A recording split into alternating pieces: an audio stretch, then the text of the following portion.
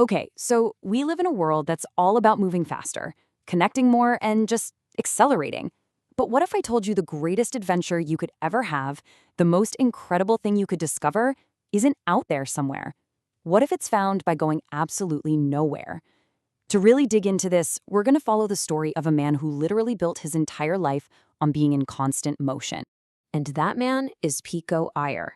Seriously, from the time he was just 9 years old, his life was all about travel. As a kid, he was flying over the North Pole just to get to school. When he got a little older, he'd pick jobs just so he could spend each season on a different continent. And, eventually he made it his career. He became a professional travel writer. His job and his joy were one and the same: movement. So that brings us to the big question, right?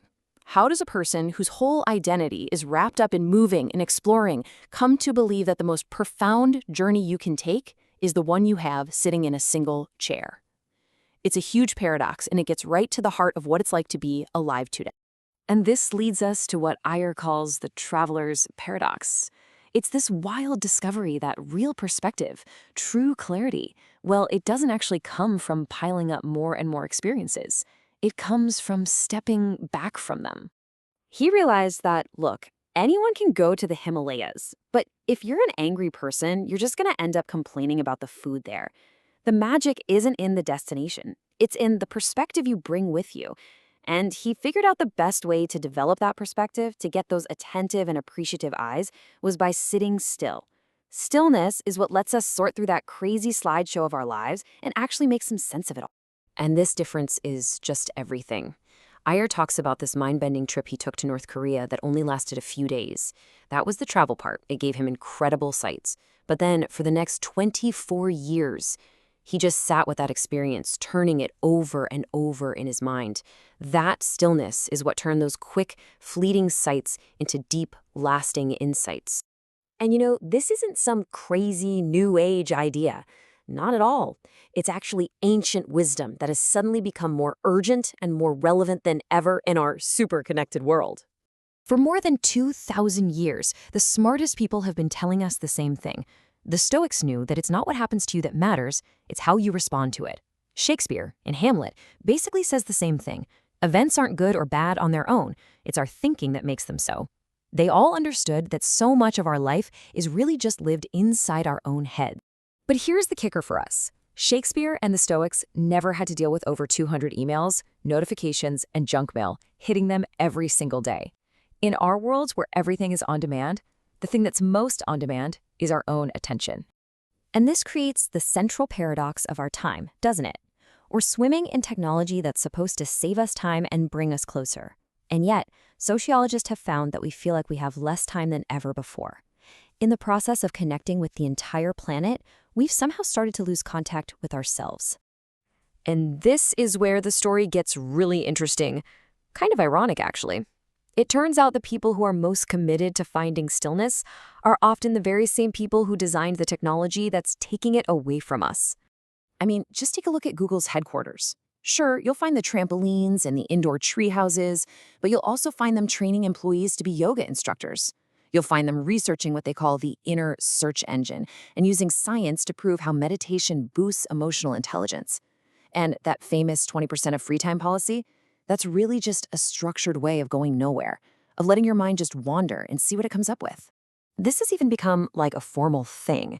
People like Kevin Kelly, the co-founder of Wired magazine, they practice what they call an internet Sabbath. They just go completely offline for a day or two every single week.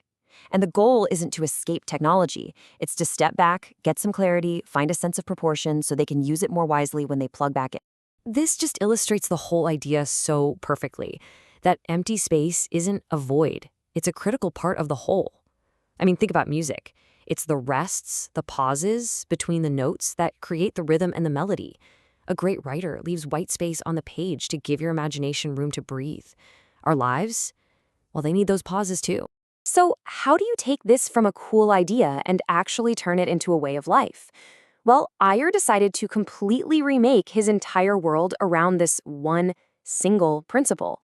Picture this. One night, he's in a taxi in the middle of Times Square, and he just has this moment of pure clarity. He realized he was living his dream life. He had amazing friends, a Park Avenue apartment, a super interesting job, but he was moving so fast he couldn't actually experience any of it. He couldn't even hear himself think. So he did something pretty radical. He just abandoned that dream life. He moved into a single room in Kyoto, Japan. He traded it all for a tiny 2-room apartment with no car, no bike, not even a TV. And what did he get in return? The one thing he valued most: days and hours. Just pure, uninterrupted time. Now, you don't have to pack your bags for Kyoto to find this. Here are 3 really simple ways to start. First, try an internet Sabbath for just 24 hours. See what happens.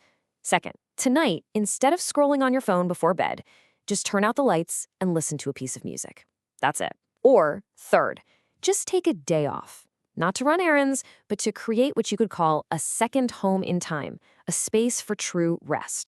Iyer has this amazing way of putting it. He says it's like we're all standing 2 inches away from a huge, noisy, constantly changing screen, and that screen is our life. We're just too close to make any sense of it. It's only by taking a step back and maybe another step back and just holding still that we can start to see the whole canvas and begin to understand what it all actually means. So here's the bottom line. In an age of constant acceleration, the most exhilarating thing you can do is go slow. In an age of endless distraction, the greatest luxury is to pay attention. And in our age of constant movement, the most urgent, the most productive, and maybe even the most adventurous thing you can do is to just sit perfectly still.